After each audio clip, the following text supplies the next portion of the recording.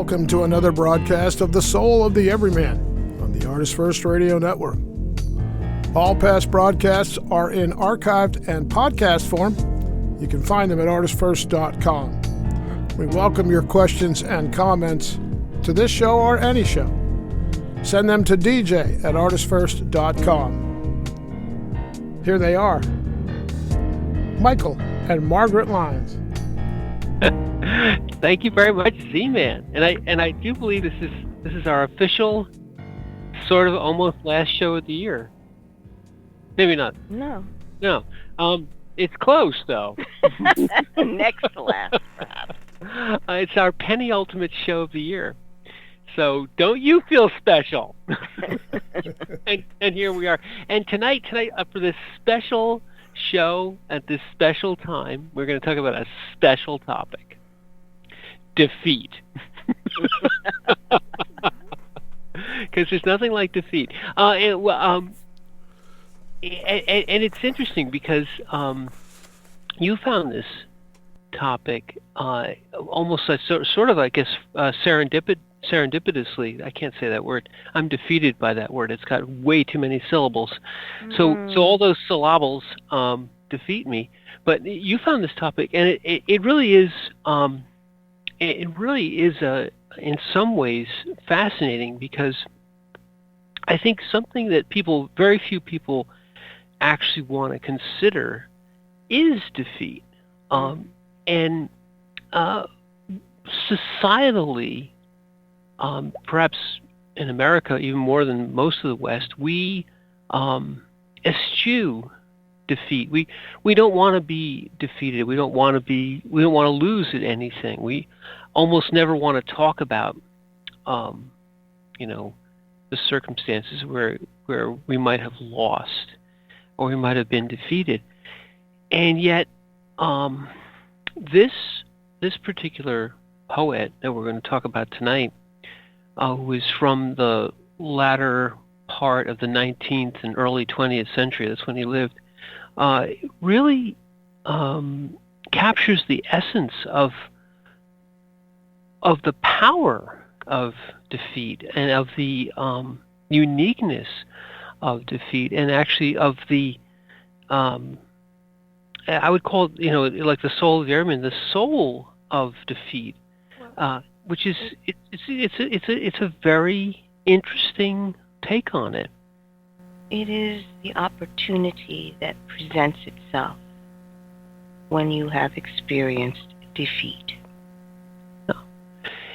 And I think even before we get too far into it, let's give the poet his credit and maybe read his poem, and then we'll take it apart a little bit, because I think it almost is. This is going to be one of those shows where we kind of go a little bit deeper into something, and this is a topic which I think people ignore, and we're going to, in our own way, illuminate it a bit. So, if you would. Well, just that understanding that the experiences that you have down here are foundational for your soul experience.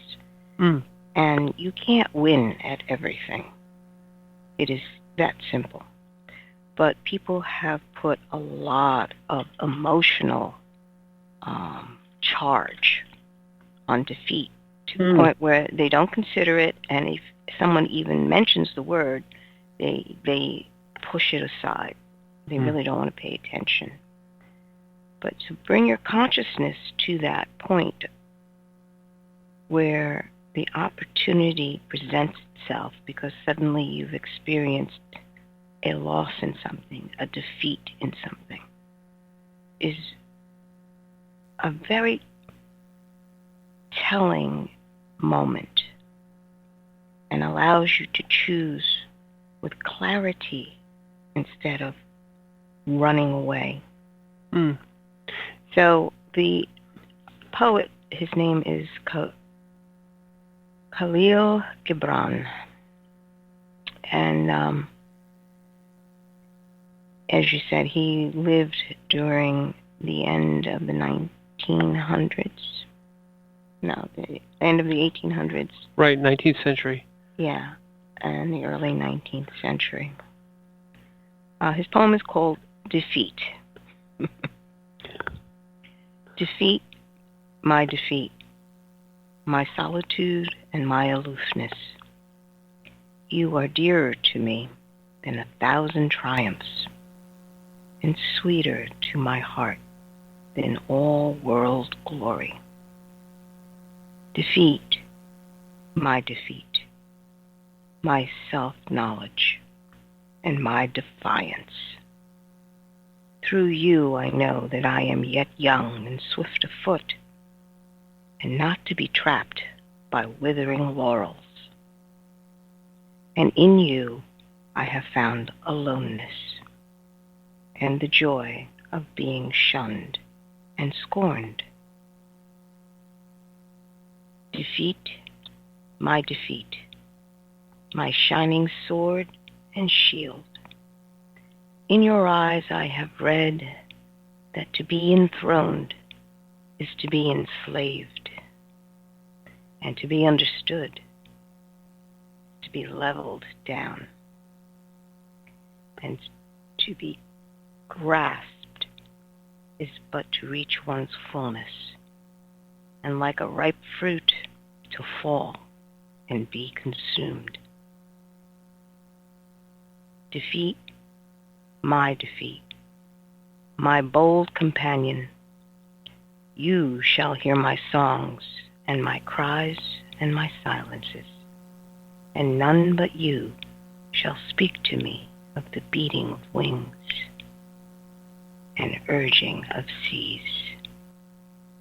and of mountains that burn in the night, and you alone shall climb my steep and rocky soul. Defeat, my deathless courage, you and I shall laugh together with the storm, and together we shall dig graves for all that die in us, and we shall stand in the sun with a will, and we shall be dangerous. And this captures something which is very close to the heart. You see in each stanza that he embraces defeat as it is inescapable with victory. And in fact, in each one of these stanzas, he contrasts victory and defeat. Mm-hmm. And throughout all of it, I think the thing that was most striking to me was the fact that in winning, which is the thing we enshrine, in the winning, Western world, we enshrine winning. We enshrine it. In winning, in completion, there is a certain diminution of self, of your freedom, of your. He sees victory as some sort of an enslavement, and this is a very, very significant point. When one looks to complete something, to win, and therefore to hold that in and of itself is a falseness. It's a lie. You can't ever win forever. And what the poet is saying here is you can't also ever be defeated forever. And in knowing defeat and accepting it and embracing it, you realize that it is an ephemeral thing. It is, as he says, his shining sword and shield. Defeat is not a state. It's no more than a tool.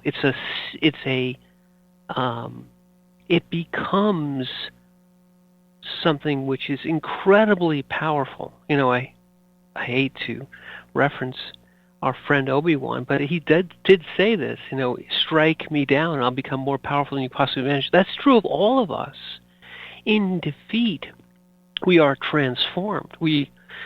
Here he shows victory as being leveled down, leveled down, being understood as also to be put in a box. Oh, I know what you are.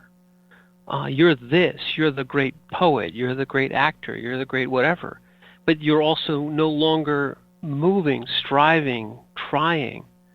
And in defeat, the potential to grow out of it, which is why we're here, is much more powerful than in just trying to stay in victory, which is impossible and almost futile. To be understood is to be leveled down. What he's saying is that if someone says to you, I know. Oh, yeah. You've been put in a box and they really aren't curious to know anything more about you because they say, I know you. As if you could be known for only that little instant of time. You could be known completely. Each person is a mystery, even mostly to themselves, frankly. Yeah, that's true. But to another, an absolute mystery. You get glimpses of their truth, but you certainly do not get the wholeness of their soul. So to be understood is to be leveled down, is the tendency that people have to want to label you a certain way and always relate to you with that label. Therefore, they need not change. And they've proved to themselves that you are handleable. Yeah, and in achieving and in identifying yourself with only achievement, you enslave yourself. That's what he's saying here. You're putting yourself in a box. Mm-hmm. You're identifying yourself by well, here's my trophy for this and my trophy for that. But knowing yourself by your defeats and by how you handle them is insight which is so precious that it almost can't be shared with anyone. A victory that you put up onto a pedestal, the withering laurels that he talks about here, which are significant of a military victory in Rome. You would get the laurels, the withering laurels, because they're ephemeral. They don't last. But yet, if you try to hold on to them, you're that has-been general who won a war no one cares about. Because in defeat, I'm reminded, Margaret, of Washington. Washington won the Revolutionary War. He won it by losing every battle. True. Almost every battle. That's right. was a disaster. and he spent nearly the whole war running from defeat to defeat. But those defeats, military defeats, were, as you said, opportunities for the character of the man to rise. In all of us, we don't rise in victory. We rise in defeat. We rise by being defeated, and go ahead, and overcoming. It's understanding that victory and defeat are a double-edged sword. They cut in your experience, and you see both sides of it. If you're aware, if you are the one wielding the sword, then you do see both sides. It's taking the fullness of the experience and understanding that this is just what is happening at this moment. This is not who I am. This sword is not who I am. I wield the sword. Yeah. To relate it back to some of our previous topics, defeat and victory, and he really talks about both here, even though the title is defeat, and he talks about defeat, because the interesting thing is, it's repeated over and over again, it says defeat, my defeat. And what is he doing there? He's saying defeat, which is just a thing, my defeat. I own. It's mine. Yet it is not defining me. I own my defeat. And he equates it to, to self-knowledge and defiance. Your defeat allows you introspection. It allows all of us introspection. And it also allows you defiance. There's no place from which you can be defiant except in defeat. You have to defy the odds. You have to put down the feeling of despair. You have to put down the feeling of loss and rise above it. You only do this by defying that, by pushing defeat away from that moment in time. What the self-knowledge refers to is the knowledge of who you actually are. Exactly. And when you realize you are more than a defeat and you are more than a victory, yeah, that's when the defiance rises, because you can have defiance rising up when a victory happens. Yeah. In fact, victory is seductive because it feels so good you want to stay there. And you never want to stay in defeat. But you have that opportunity, as you said, to introspect and realize that the defeat is not who I am. Victory, Margaret, victory kind of dresses itself up as saying, "This is who you are. You're a winner. You're great. You're wonderful. You're awesome, and you should stay here forever." And victory tries to sell you that bill of goods. And defeat doesn't. Defeat is more real. Defeat hands you this setback, but you are able almost, with a surgeon's precision, to separate yourself and look inside and say, "Yes, I was defeated. This defeated me, but it is not me." In rising past it, and then you're right. You're absolutely right. Through defeats, you learn that victory is also not you. And if you are aware in your victory and in your defeat, it matters not. Right. So we come to this world to dream the common dream. We come to this world, as we noted a few shows ago, we come to this world not to to be unscathed, to be unscarred, to be unchallenged. We come to this world, I would postulate, to be defeated. And in being defeated, gain the insight, the self-knowledge, and learn something. Learn something new. You're here to learn perspectives. Mm. Because when you are in a broader perspective, you understand where a winning and a losing actually resides. Right. And it's only a move on a chessboard. He says in his first stanza, second line, he says, "You are dearer to me than 1,000 triumphs." And that's the heart of it. This is his postulate is his defeat is dearer, is more dear than 1,000 triumphs, because in defeat you actually gain something precious. It forces you to know yourself. Yeah. It forces you to know yourself and to expand your boundaries, because defeat is painful, and pain occurs because you're pushing past your comfort zones. Yeah, victory is comfortable. And I know there was a good friend of yours who you once said to that the only way you learn something is through pain.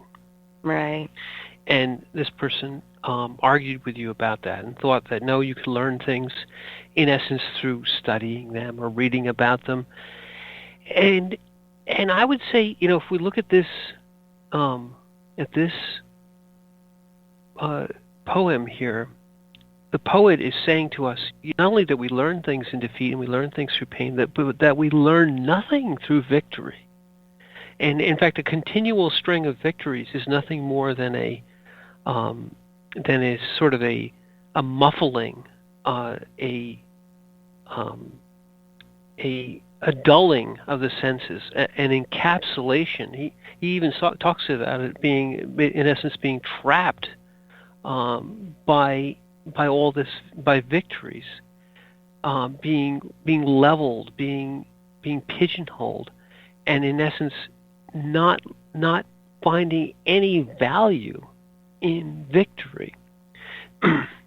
If you believe that the only way you should learn is piece by piece, book by book, and you need to just, study it more and research it more, and not experience what it means to be wrong about something and the repercussions of being wrong, as well as, okay, if you're right, that's fine too. There are repercussions for that. But that doesn't teach you that all that is an illusion. What brings it home is when you've hit that wall and you can honestly say, this is beyond me, and this really hurts. How do I take a step into a place where I can see all this and endure? Because if I just stay here in this little box, I feel like I am in my own coffin. It's interesting. Again, he says here, to be enthroned is to be enslaved. And I think in the West and in general, people spend much of their lives trying to, let's say, gain a throne. The throne can be anything. It can be becoming an authority, becoming famous, becoming rich, or whatever it is, or even literally becoming a king or a queen. But that the attainment is no more than putting yourself in shackles. If you look at like the emperor's new clothes, this is a person who everyone around them is telling them something which is not true because they're the emperor.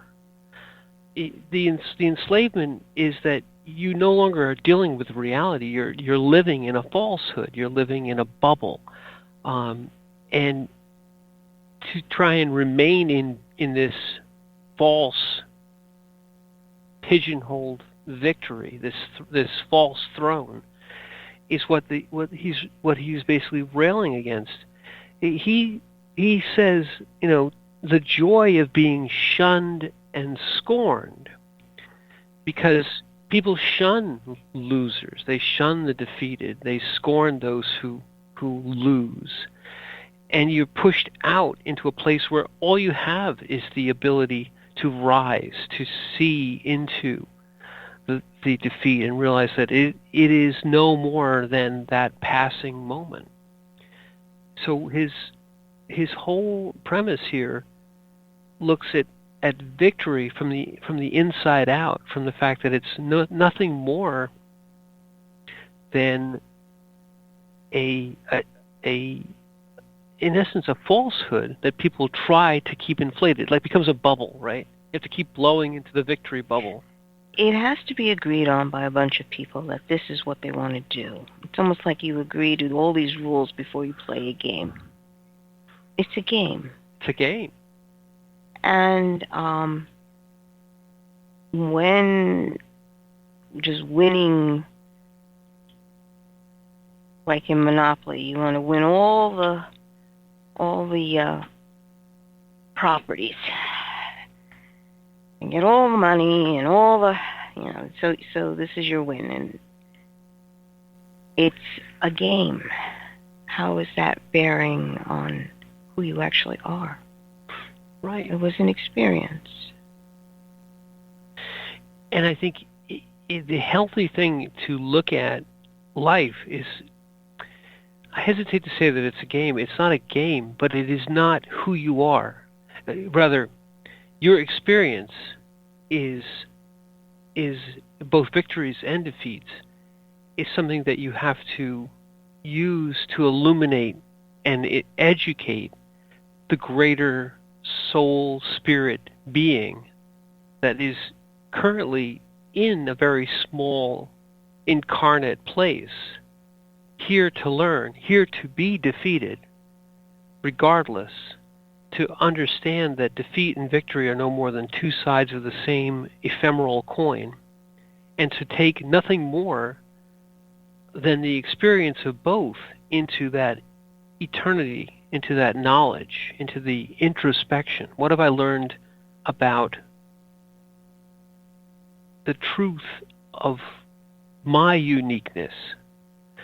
We've talked about this before in the past too, Marcus, where the important thing is not what happens to you, whether it is victory or defeat. These are things that happen to you, or circumstance. It's the event, and then the choice. And the choice comes after.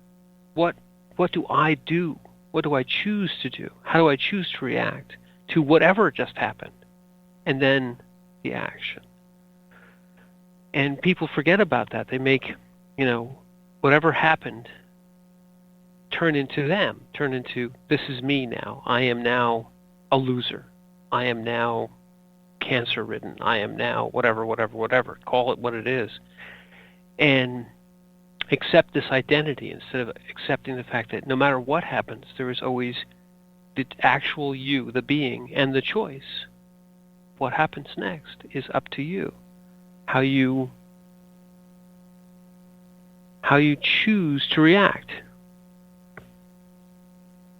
Do you choose to live, or do you choose defeat? Because if you choose defeat, it's an opportunity to learn.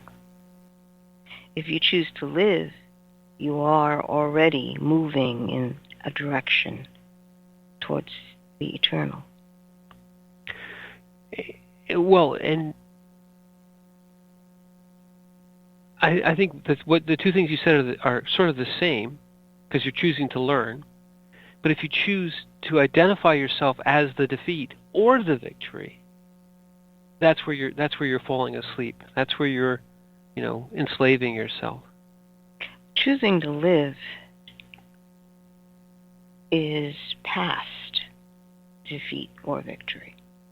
Yeah, that's true. Okay, that's how my definition runs. It's not that you're winning when you choose life. It's like, well, yes, but it's more than that. Life goes past all of that. Yeah, it's not winning or losing. Mm-hmm. There's another interesting line here, which I love this. It's the fourth. The very first line, it says, defeat, my bold companion. And this is interesting because it personifies defeat now.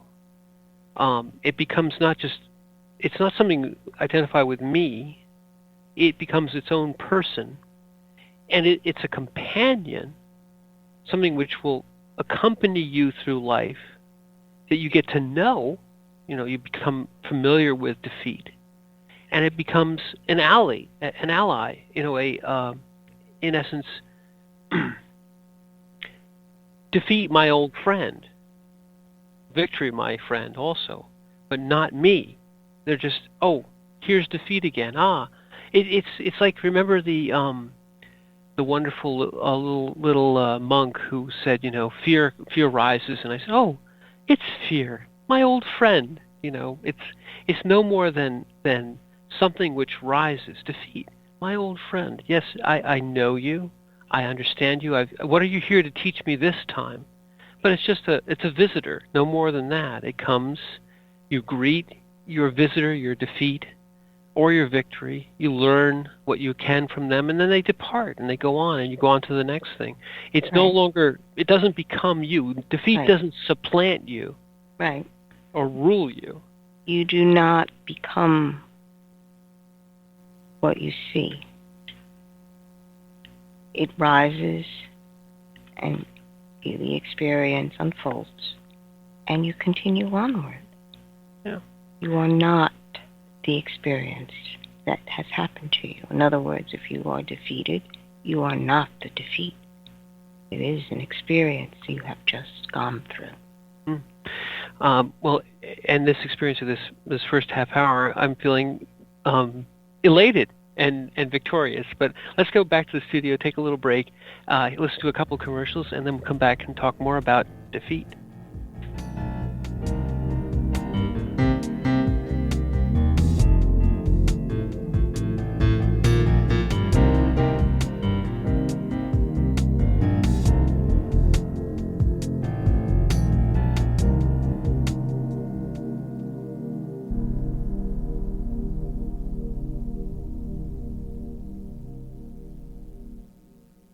The Fat Man Gets Out of Bed is the latest book from Michael Lyons, the award-winning author of There is a Reaper.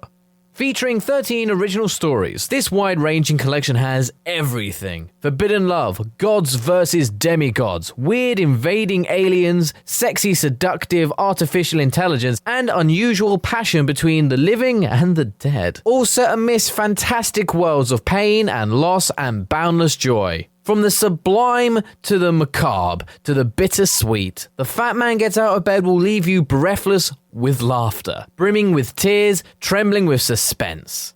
Available now on Amazon.com, Google Play, iTunes, Kobo, and fine e-tailers everywhere. Attention soldiers, sailors, airmen, Marines, and coasties. The holiday season is right around the corner, and some of you might be wondering, how am I going to afford to travel back home to visit my loved ones?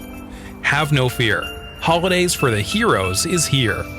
Last year, Holidays for the Heroes received donations from patriotic donors, and we were able to send 65 armed service members with a fully paid round-trip ticket and got them home for the holidays. Wait, but what's the catch, you might ask? Buckle your parachute strap. There is no catch and no hidden fees. Just contributions from good old-fashioned Americans who want to help heroes like you and show their appreciation for your service. If you're an active soldier and want to register, or an individual who wants to be a part of that growing group of patriotic donors, please go to www.holidaysfortheheroes.org. That's www.holidaysfortheheroes.org.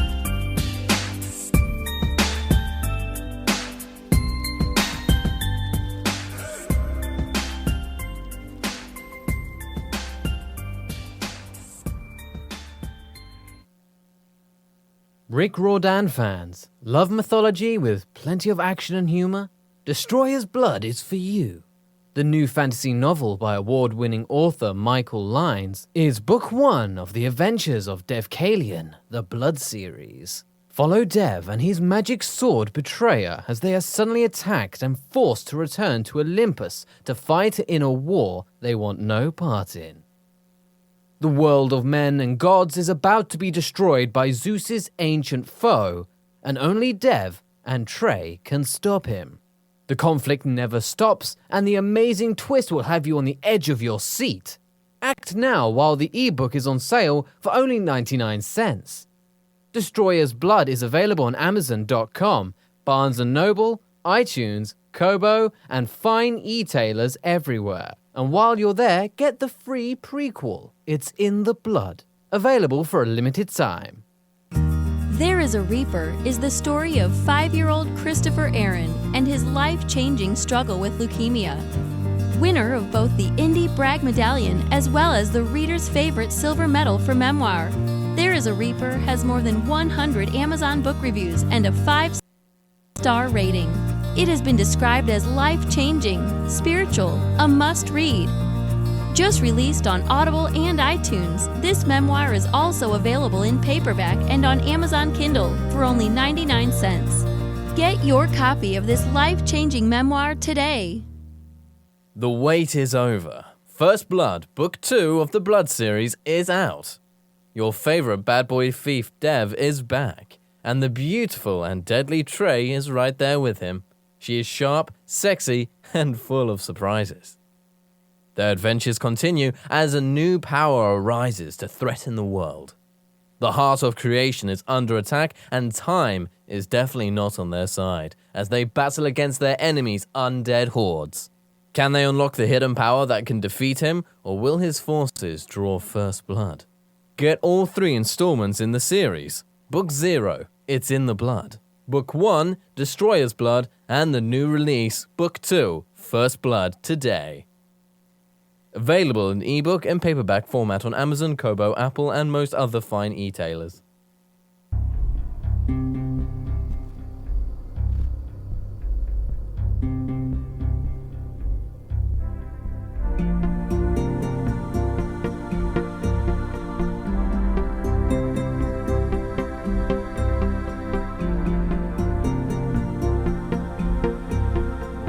You are listening to The Soul of the Everyman on the ArtistFirst Radio Network. We welcome your questions and haikus. You can send them in to dj@artistfirst.com. Now back to your hosts, Michael and Margaret Lyons. Welcome to the poetry hour. Yes, haikus are welcome, and we will give you a special prize if you can get one in before the end of the show. Oh, we are, huh? Absolutely. I'll figure something out. I think that's pretty much a safe bet. But tonight we have been talking about a really a lovely and wonderful poem, because it does have relevance to the soul of the everyman. We are always talking about the essence of being and the essence of why we are here. And as I mentioned, we've had shows very recently in the past about the fact that we come here to learn, we come here not to be unscathed, and we come here in many ways to be defeated.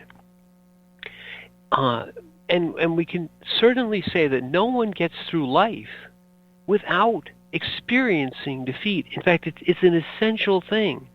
If you don't experience defeat, you're really not living a human existence.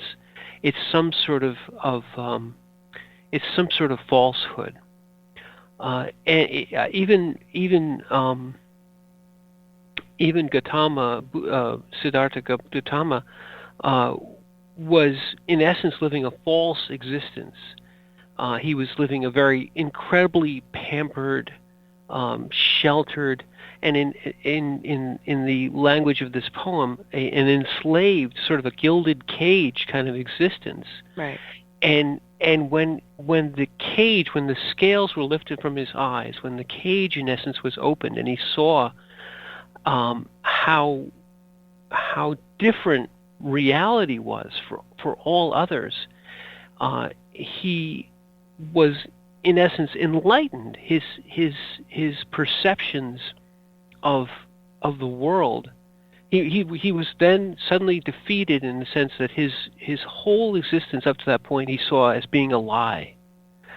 And in that moment of insight, it inspired him to understand that all life is suffering. Well, another way of putting that is all life is being defeated, and realizing that this does not define you, the individual, unique spark of being.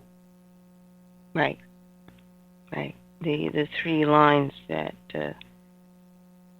Cahill had put in the second stanza: not to be trapped by withering laurels, and in you I have found aloneness and the joy of being shunned and scorned. You can equate that to Buddha's experience before his enlightenment hit him. Because that phrase, the joy of being shunned and scorned, most people would say, what? But in understanding that, he realized that he had been trapped in a reality not of his making. And he finally was alone to see himself in that moment of revelation of what death, old age, and sickness was. Yes. So that understanding that this is the unfolding of a lifespan on this earth, he took a step upward and embraced what is instead of what you think is, or what people are expecting of you, or reality according to the internet. But that whole what people are expecting of you, that's the cage. Mm-hmm. You know? And that's something that we are brought into. Originally, it's so that we may learn how to interact with people, usually in your family. But as you get older, that ability to become independent begins to be affected, curtailed, according to the family that you happen to be born into, and the society that you happen to be born into, and the people that want to influence you. They will start spinning stories or setting up walls to try to contain and herd you in the direction that they want you to go. Give you your victory so that you can, in essence, be controlled. Right. Well, it's a comfortable victory because this is how we all do it, and this is how we all gain exactly power or money if we do it this way. Well, the two words together, comfortable victory, are the soul of it. I mean, Nietzsche, whatever doesn't destroy you makes you stronger. But in essence, the only way you learn anything is through defeat, through failure, and then through the choice. I am not defined by my defeat, and I will learn and I will try again. And in that cycle, the separation of self from circumstance, the decision to learn and to try again is the essence of why we're here. No one would say to a child in its first step when it would fall to the ground, "Oh, that's it, you're done." No, we instinctively reject the fall, bring ourselves back to our feet, and try again and learn. Yet, through this, the victory of walking doesn't mean that you don't try ever again. You just walk forever. You go on and try something greater, get on a bicycle, get on a horse, whatever. Try something even more challenging, risking defeat. So our nature is to move on from victory and to always risk defeat. It's only when the mind and the ego get involved and say, "No, I want to remain in the victory and never again risk defeat," that you lose your way. Yes, even the Bible says from glory to glory. And that's how we move through this life. Understanding how precious that moment in this here and now actually is. In fact, that brings us to the fourth stanza, because he calls defeat my bold companion.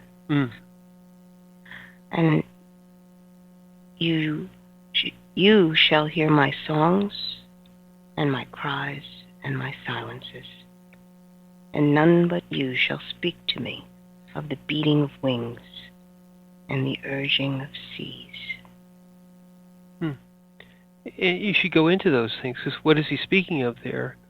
In the first, in my songs and my cries and my silences are all, this man was a poet and he was an artist. All the songs that you try and they aren't right. they're not well received, or people say, oh, that's a terrible song, or a terrible painting, or a terrible. No, defeat hears that and says, okay, we were defeated. We try again. The companion of defeat is that you say, yeah, that one was a lousy, whatever it was. We go again. We try again, and then the other thing, this surging of seas, beating of wings, mountains that burn in the night. Those are all the desires of the heart to go on and try something new. The beating of wings, to desire to fly, but to risk falling.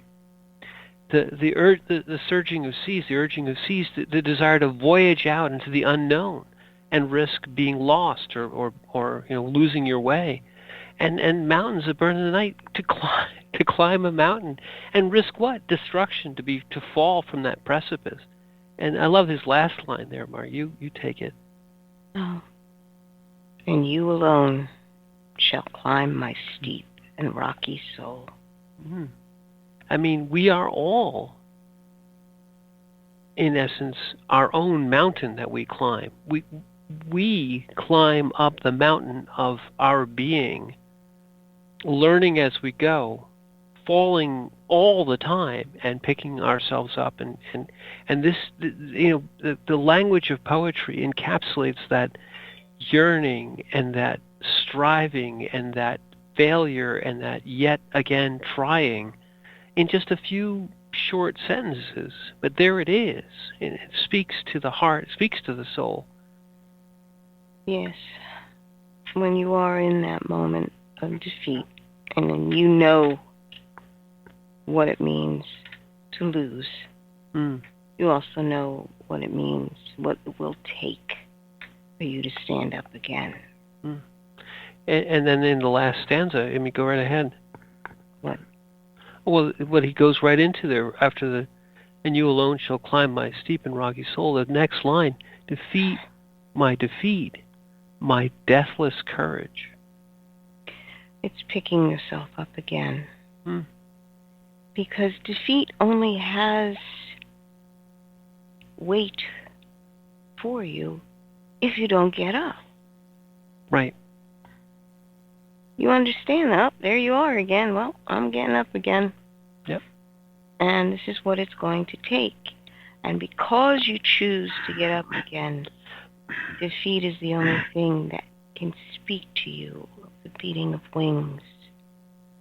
That moment where you spread your wings and raise yourself higher. You've chosen to do that. And you answer that call, which is also the urging of seas, going to the horizon to see where the unknown may be. What is there? Mountains that burn in the night. Personally, I think of volcanoes. Why not? But it's also understanding that burning in the night is that usually that dark night of the soul. You burn in that moment because that desire rises in you. I am more than this. I am more than this. And that mountain that burns is that. Everything that's been placed in front of you, that mountain of defeat shall burn away because you are more than this. You learn that. You learn that right at that moment. And it is because of that experience that you wind up climbing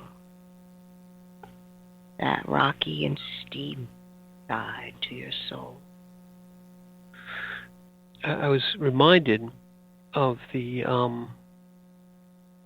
was in the second Fantasia 2000. And it's a wonderful little short series of movies, of course, put on by Disney, of the volcano that overwhelms the land and burns everything away, and the all that is living and green and seems to be the victory of life is destroyed, laid waste, barren. And yet that tiny spirit that represents nature, but also its life. It's the part of us that is left in the barrenness of defeat, in the barrenness and empty plain of despair. There's the part of you that's left, and it has to get up.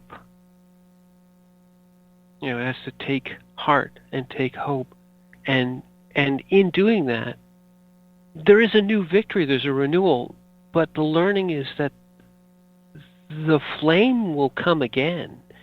The mountain will destroy everything again. The volcano will destroy everything again, but yet it will always renew. It will always renew as long as you take that. Well, you noticed during that short, her companion was the elk. Yes. And he was the deathless courage. Exactly. And he came to her, who was the spark of life, mm-hmm. and helped raise her up. And her first movement, her first reaction was tears. Grief. To allow the tears to fall. And in doing so, the earth began to return exactly to life. Yeah, I think that's one thing we haven't talked about here, is that grief is an essential part of defeat. You must grieve loss, and in doing so, separate yourself from the defeat.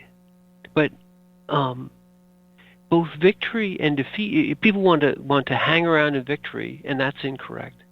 And they want to run away from defeat, and that's also incorrect. You must dwell in defeat and mourn the loss for a period of time. And it doesn't have to be short, it doesn't have to be long, it has to be done, though.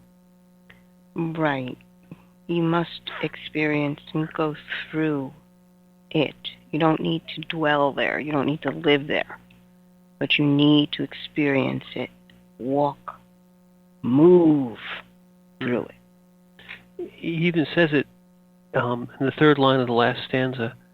And I think that's what he's talking about there, is that, or second even, you and I being defeat and the one who has been defeated, you and I shall laugh together with the storm. But together with and in the storm, and together we shall dig graves for all that die in us. Because defeat, there is a death in defeat. There's a loss in defeat. That is what Christ meant when he said, let the dead bury the dead. And that's the essential thing, is you have to bury that which has died, right, and realize that it is not all, it is a part. Mm-hmm. It just is the seed, right? It's closure. You must close this. Yes. So that it is released. You're not hanging on to the seed anymore. You must plant it, close it. The grave becomes a seed for rebirth. Doesn't it also release the energy that was inherent when you are striving and you are defeated? There's an energy that comes back to you. It's in the loss, and you have to grieve it, you have to mourn it, you have to bury it to release it again into what comes after. In other words, if you don't do that, if you leave it encapsulated and buried and don't allow it to be released, well, you hang on to it and you don't bury it. Exactly. That's when people leave parts of themselves in the past. Parts that's where you allow grief to shatter you, and you leave pieces in the past, and you leave that energy back there. And in mourning it properly, you release it and you bring it back to be useful again. You have to let it go. Mm. And understand that when you place it back into the earth, you've opened the door for another mystery to re-enter into the world. Exactly. It's why grief is so important, because without properly releasing the grief of a defeat is an event. Grief is part of the reaction to that event. Releasing it, burying it, putting it into the earth, grounding it, in essence, so that it can nourish that which is to come after. It's a rebirth cycle. Just as in that little Fantasia short, everything had died. Everything was back into the earth, burned. And yet, through the grief, the tears, the water, it's released and it can come back. You and I shall laugh together with the storm. Mm. It is when you've gone through this and processed this internally, your soul knows this, you can laugh at it with the storm. And to dig graves for all that die in us, that is accepting the process and knowing that this is not the end. And we shall stand in the sun with a will. That's so important. Mm. The sun here is important, Ma. I mean, the sun is the source of our origin energy. Standing in that sun, after releasing, after laughing in the storm, releasing it through grief into the earth, allowing it to die and be buried, and then stand in the sun, that's the moment of decision. That's when you decide that you and your defeat are going to move on together as companions. Maybe you'll separate now, but together for a moment we'll stand in the sun together.